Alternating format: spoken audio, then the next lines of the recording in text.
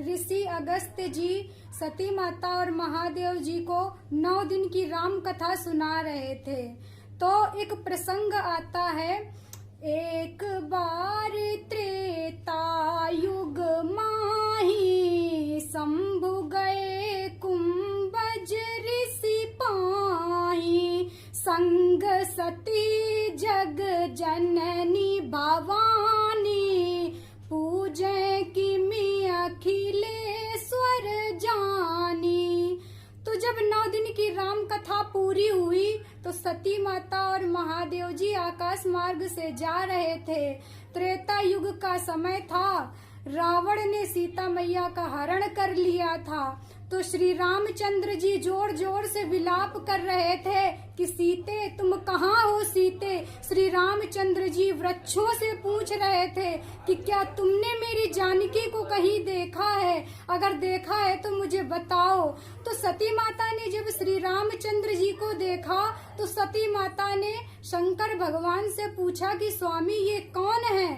तो शंकर भगवान ने श्री रामचंद्र जी को प्रणाम किया। तो शंकर भगवान ने सती माता से कहा, देवी ये भगवान है, ये श्री रामचंद्र जी हैं जिनकी अभी अभी आपने राम कथा सुनी है। तो सती माता कहती हैं कि अगर ये भगवान होते तो इनको अपनी पत्नी का पता होता, और अब हम परीक्षा लेंगे। तो सती माता ने सीता का रूप बनाया और श्री रामचंद्र जी के आगे खड़ी हो जाती हैं। जैसे ही हमारे मर्यादा पुरुषोत्तम भगवान श्री रामचंद्र जी ने सती माता को देखा तो श्री रामचंद्र जी ने सती माता को प्रणाम किया। तो सती माता ने श्री रामचंद्र जी से कहा कि हम तो आपकी पत्नी सीता हैं, तो आप हमें प्रणाम क्यों कर रहे हो। तो श्री रामचंद्र जी मुस्कुराने लगते हैं और श्री रामचंद्र जी सती माता से कहते हैं कि मैया आपने मेरी सीता का स्वरूप तो बना लिया, लेकिन मेरी सीता का स्वभाव कहाँ से लाओगी।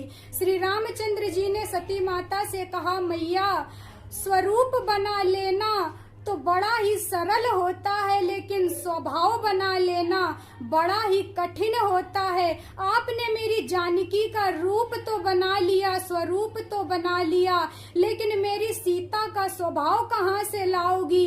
मेरी सीता तो हमेशा राम के पीछे खड़ी होती है और आप तो राम के आगे खड़ी हो, और आगे तो मेरी माँ ही खड़ी हो सकती है। और तब हमारे मर्यादा पुरुषोत्तम भगवान श्री रामचंद्र जी सती माता पार्वती जी और शंकर भगवान को प्रणाम करते हैं। तो आइए हम भी अपने देवों के देव महादेव जी और जगत जननी माता पार्वती जी को प्रणाम करते हैं।